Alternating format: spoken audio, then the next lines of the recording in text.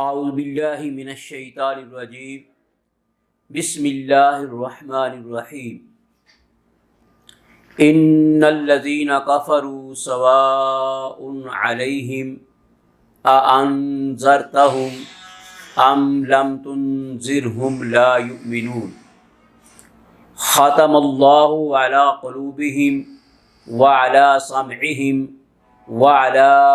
ابصارہم غشاوۃ ولہم عذاب عظیم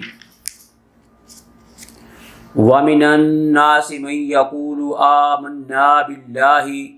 وبالیوم الآخر وما هم بمؤمنین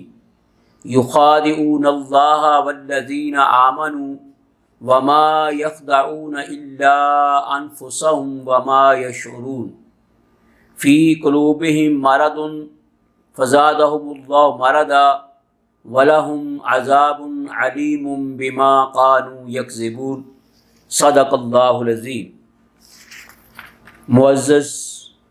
و محترم سامعین کرام، آج ہم سورہ البقرہ کی ان آیات کا ترجمہ اور مختصر سی اس کی تفسیر بیان کریں گے۔ ان الذین کفروا سواء علیہم، بے شک جنہوں نے کفر کیا ان کے لیے برابر ہے، اانذرتہم ام لم تنذرہم لا یؤمنون، کہ آپ نے ڈرائیں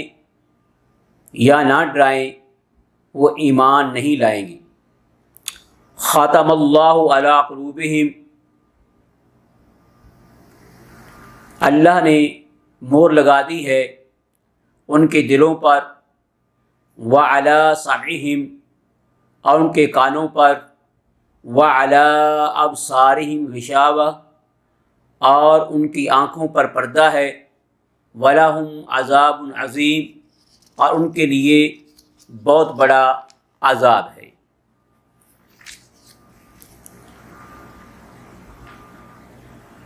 معزز و محترم سامعین کرام، دعوت حق قبول کرنے والے خوش نصیبوں، خوش بختوں کے ذکر کے بعد اب ان بد نصیبوں کا حال بیان ہوتا ہے جنہوں نے حق کو قبول کرنے سے انکار کر دیا۔ اس موقع پر بعض لوگ بلا وجہ جبر و قدر کی بحث شروع کر دیتے ہیں، کہتے ہیں ان بیچاروں کیا قصور ہے جب اللہ تعالیٰ نے فرما دیا کہ وہ ایمان نہیں لائیں گے، وہ ایمان کیوں کر لا سکتے ہیں، اور جب خود اللہ تعالیٰ نے ان کو ایمان لانے سے باز رکھا تو انہیں سزا کیوں دی جائے اور ملامت کیوں کی جائے۔ کاش اتنی بڑی جرات سے پہلے وہ جبر کی حقیقت پر غور کر لیتی۔ انسان کی بے بسی کی وہ حالت جس میں وہ کسی ایک بات کے کرنے پر مجبور ہو اور اسے چھوڑ کر کوئی دوسری چیز اختیار کرنے پر قادر نہ ہو۔ اگر حضور نبی کریم صلی اللہ تعالی علیہ وآلہ وسلم تشریف نہ لاتے، واضح دلائل اور روشن معجزات سے حق کو نکھار کر نہ رکھ دیتے اور قرآن کی دل ہلا دینے والی آیتیں سنا کر ہدایت اور گمراہی کی راہوں کو الگ الگ نہ فرما دیتے اور کوئی انسان ورثہ میں ملے ہوئے کفر و شرک میں سرگرداں رہتا تو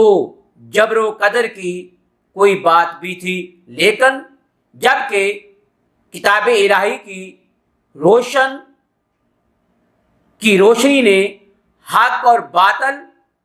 کو بالکل ممتاز کر دیا، اس میں فرق کر دیا،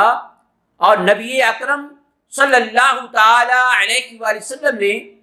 تبلیغ کا حق ادا کر دیا، اور اپنے معجزات اور اپنے دلائل سے غلط فہمی کا شائبہ تک باقی نہ چھوڑا۔ اس کے بعد بھی جو باطل کو چھوڑ کر ہدایت کو قبول کرنے پر آمادہ نہ ہو اور گمراہی رہا، تو وہ باطل سے چمٹے رہنے پر مجبور نہ تھا، بلکہ سب کچھ سمجھ لینے کے بعد جان بوجھ کر اس نے حق کو قبول نہیں کیا اور باطل سے منہ نہیں موڑا۔ ایسے لوگوں کو مزید سمجھانا بے سود ہے، کیونکہ سمجھایا اسے جاتا ہے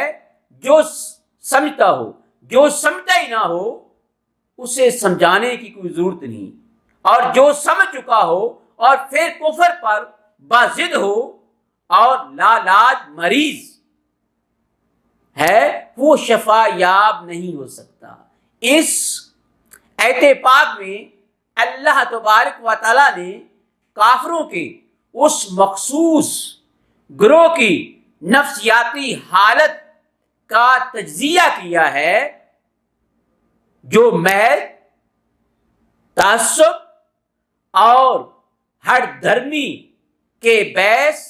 اور دانستہ یعنی جان بوجھ کر کفر کی راہ پر دوڑے چلے جا رہے تھے۔ یہاں جبر و قہر کا احتمال ہی نہیں ہوتا کہ اس بحث میں الجھا جائے۔ یہاں بھی کچھ لوگ یعنی ختم اللہ علی قلوبہم، کہ اللہ نے ان کے دلوں پر، ان کے کانوں پر مہر لگا دی ہے اور ان کی آنکھوں پر پردہ ہے۔ یہاں بھی بعض لوگوں کو یہ کہتے سنا گیا کہ اللہ تعالیٰ نے ان کے دلوں، ان کے کانوں پر مہر لگا دی اور آنکھوں پر پردے ڈال دیے، تو غریب کیوں کر ایمان لاتی؟ ان کی خدمت میں صرف اتنا عرض کرنا ہے کہ انسان کے اعمال پر کوئی نتیجہ اور اثر مرتب ہوتا یا نہیں۔ اگر انسان جسمانی صحت کے اصولوں کو لگاتار توڑتا رہے تو اس کا بلا نوش معدہ جو ہے، اس کا معدہ جو ہے وہ ہر چیز کو ہضم کر لیتا ہے۔ اگر وہ اس کا بلا نوش معدہ جو ہر چیز کو ہضم کر لیتا تھا، کیا غذا ہضم کرے گا؟ وہ غذا ہضم کرنے سے معذور ہو جائے گا۔ چند اصول ہیں جن کی پابندی سے روحانی قوتیں جو ہیں وہ نشو و نما پاتی ہیں، اور جن کی برابر خلاف ورزیوں سے وہ قوتیں جو ہیں وہ نکارہ ہو کر رہ جاتی ہیں۔ حدیث پاک ہے، رسول اللہ صلی اللہ تعالی علیہ وآلہ وسلم نے فرمایا، جب ایک بندہ مومن ایک گناہ کرتا ہے، ایک اللہ کی نافرمانی کرتا ہے، حکم عدولی کرتا ہے، تو اس کے دل پر ایک سیاہ دھبا پڑ جاتا ہے۔ اگر وہ گناہ کرنے کے بعد، اللہ کی نافرمانی کرنے کے بعد، اللہ کی حکم عدولی کرنے کے بعد اس گناہ سے، اس جرم سے توبہ کر لیتا ہے، تو وہ دھبا جو اس کے دل پر پڑا تھا وہ دھل جاتا ہے، دل صاف ہو جاتا ہے۔ اگر توبہ نہیں کرتا، بار بار اللہ کی نافرمانی کرتا رہتا ہے، گناہ کرتا رہتا ہے، اس کا دل سیاہ ہو جاتا ہے۔ یہی حالت ان مشرکین کی تھی جن کے بارے میں اللہ تبارک نے فرمایا کہ اللہ ان کے کانوں پر، ان کے دلوں پر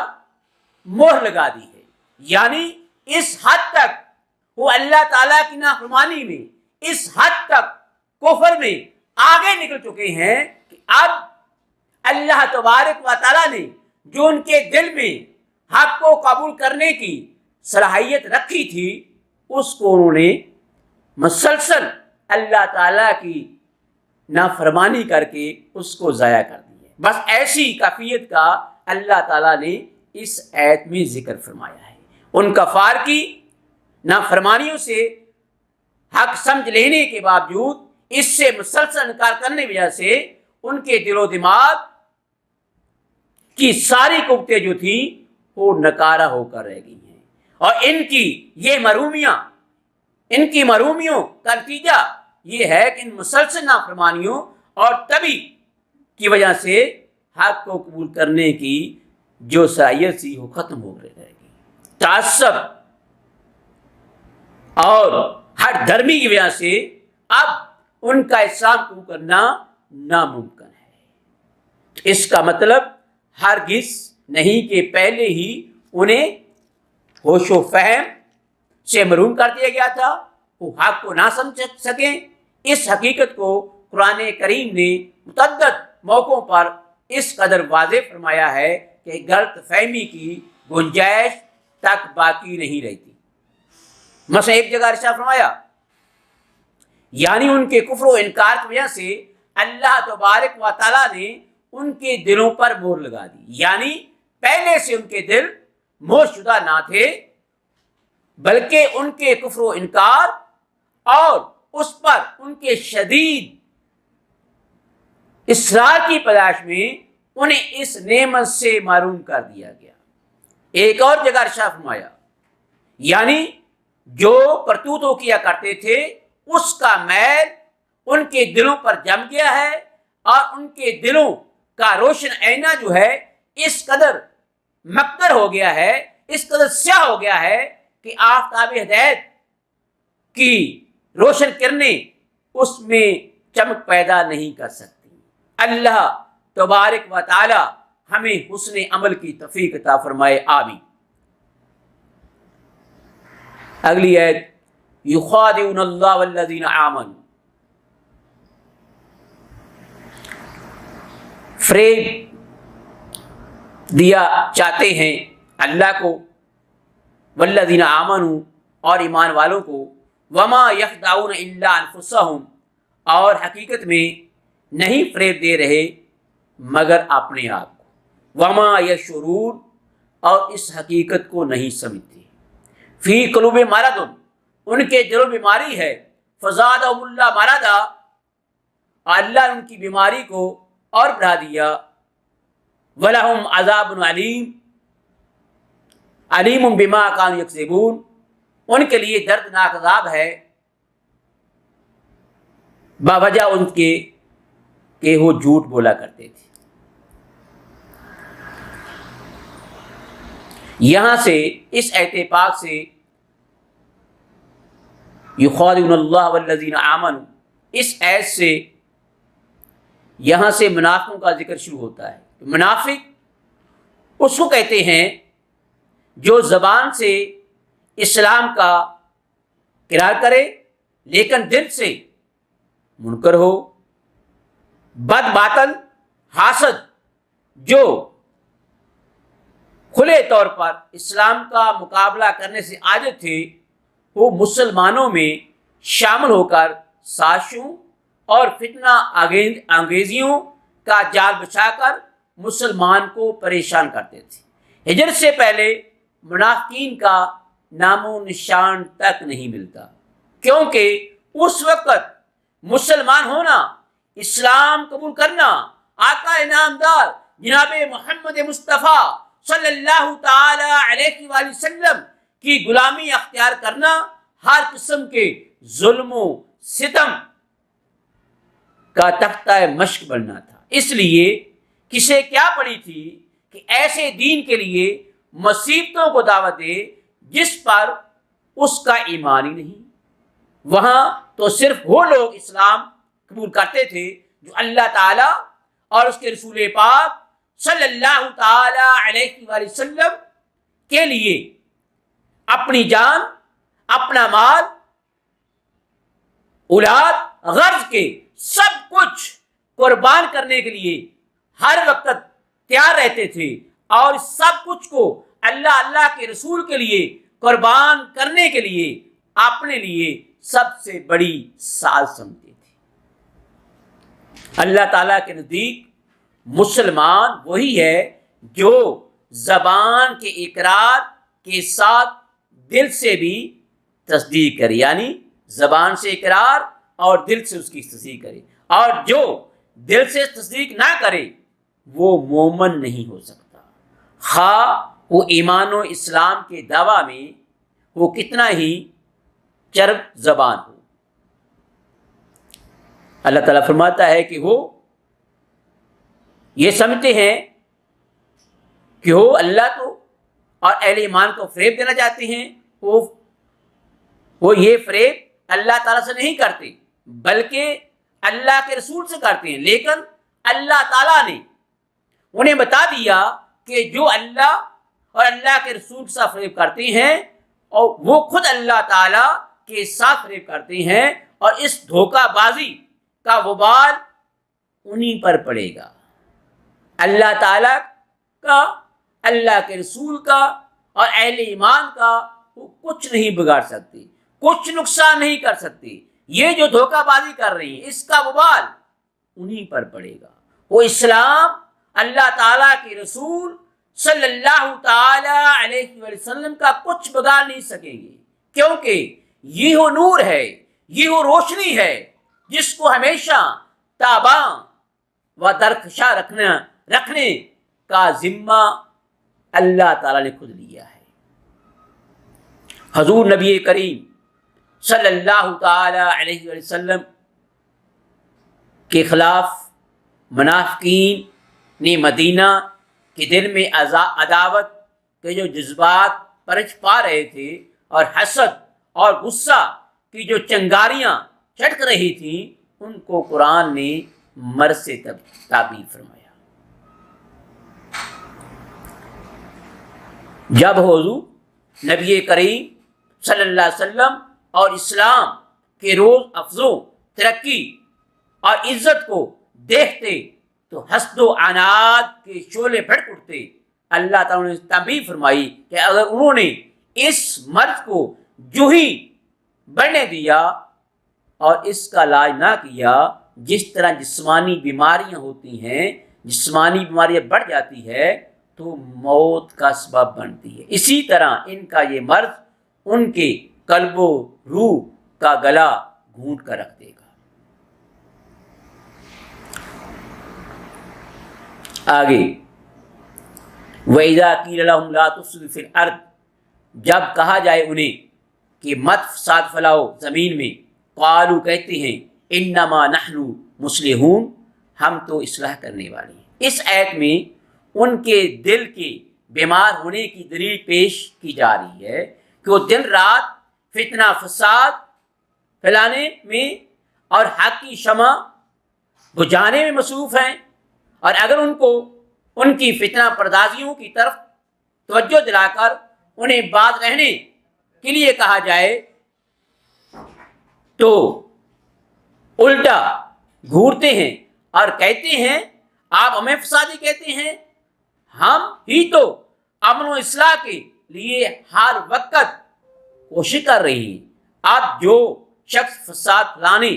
اور حق کا چراغ گل کرنے کو اصلاح کہنے پر مصر ہو، اس کے قلب و نظر کو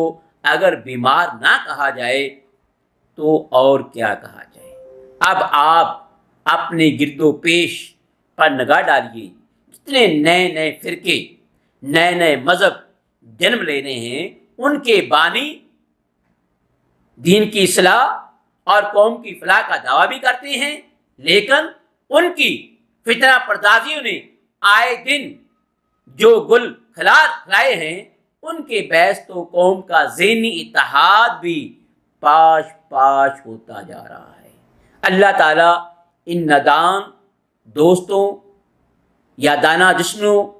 کے مکر و فریب سے امت کو بچائے اور ہمیں توفیق بخشے کہ ہم ان کو پہچان سکیں۔ آمین۔ آگے ارشاد باری تعالیٰ ہے الا انہم هم المفسدون ولکن لا یشعرون، وَإِذَا قِيلَ لَهُمْ آمِنُوا كَمَا آمَنَ النَّاسُ قَالُوا أَنُؤْمِنُ كَمَا آمَنَ السُّفَهَاءُ أَلَا إِنَّهُمْ هُمُ السُّفَهَاءُ وَلَٰكِن لَّا يَعْلَمُونَ۔ اور جب کہا جائے انہیں ایمان لاؤ جیسے ایمان لائے اور لوگ، تو قالو کہتے ہیں کیا ہم ایمان لائیں جس طرح ایمان لائے بیوقوف؟ خبردار، بے شک وہی احمق ہیں، وہی بیوقوف ہیں، مگر وہ جانتے نہیں۔ وہ لوگ جن کے نزدیک نفع نقصان، سود و زیاں جانچنے کی کسوٹی، دنیا کا عیش و آرام اور عزت و جاہ ہے، ان کے نزدیک وہ ہستیاں عقل و دانش سے محروم ہیں جو اپنے دین و ایمان کے لیے سر دھڑ کی بالی لگا دیتی ہیں اور اس کے لیے سب کچھ قربان کرنے کے لیے ہمہ وقت تیار رہتی ہیں، لیکن حقیقت میں ان سے زیادہ دانا کون ہے جنہوں نے فانی دے کر باقی کو لے لیا، جنہوں نے جان دے کر اپنے مالک کی رضا حاصل کر لی۔ وَرِضْوَانٌ مِّنَ اللَّهِ اکبر، ان سے بڑھ کر احمد کون ہے جنہوں نے چند روز زندگی کی راحتوں کے عوض اپنے آپ کو ابدی راحتوں بلکہ اپنے رب کریم کی خوشنودی سے محروم کر دیا۔ اس لیے قرآن نے فرمایا انہم ہم السفہاء، کہ یہی لوگ بیوقوف ہیں۔ اللہ تعالی ہمیں قرآن مجید فرقان حمید سمجھنے اور اس پر عمل کرنے کی توفیق عطا فرمائے، آمین۔ وما علینا الا البلاغ۔ کتنے منٹ ہو گئے؟